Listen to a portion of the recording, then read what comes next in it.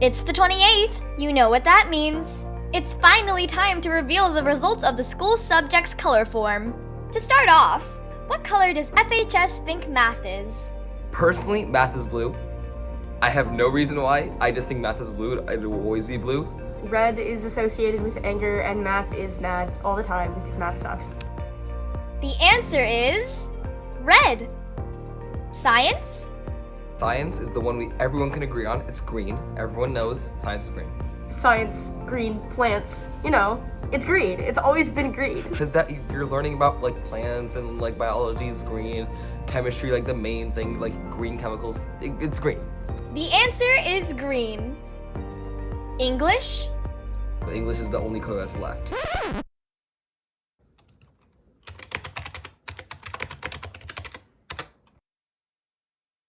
Red would be English. It's blue. Like, it's always been blue. It's always going to be blue. The answer is blue. History? History is yellow, because, back then, paper, yellow. Makes sense. History is yellow. That one is also pretty agreed upon. Also blue. They're both blue, but like different shades of blue because English is like the blue of like jeans, and history is like sky blue, like light blue. The answer is yellow. What about PE? Yellow. Yellow. Yeah. Oh. I don't know why, that's just the first color I thought of. PE doesn't really get a color, just whatever you want at that point. I don't really think PE should need a color. Do you need folders for PE? You don't need folders for PE. There's no PE folder. The answer is black. Thank you to everyone who filled out the form to help settle this issue.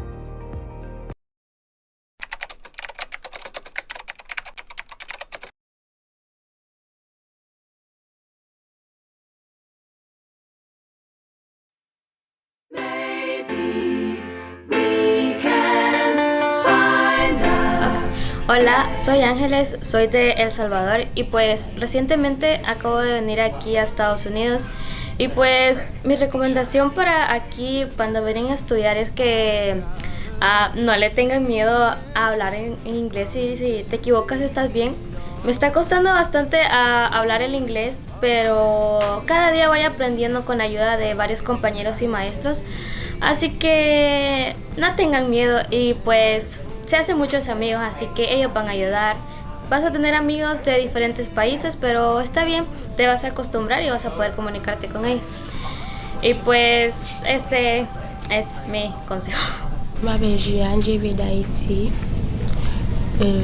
Mon déménagement était super. Je suis très contente de venir m'installer aux États-Unis. J'aimerais savoir comment se passent les choses par ici pour mieux m'adresser avec des amis quelconques.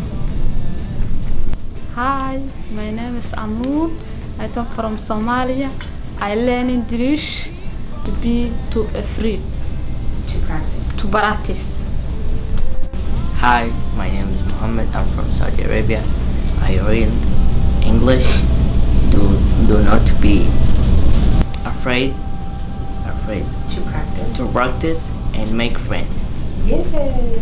A tip for you all could be join clubs and don't be afraid to talk with other people. Yay! A tip I have for international students would be just to get out, be social, and make new friends.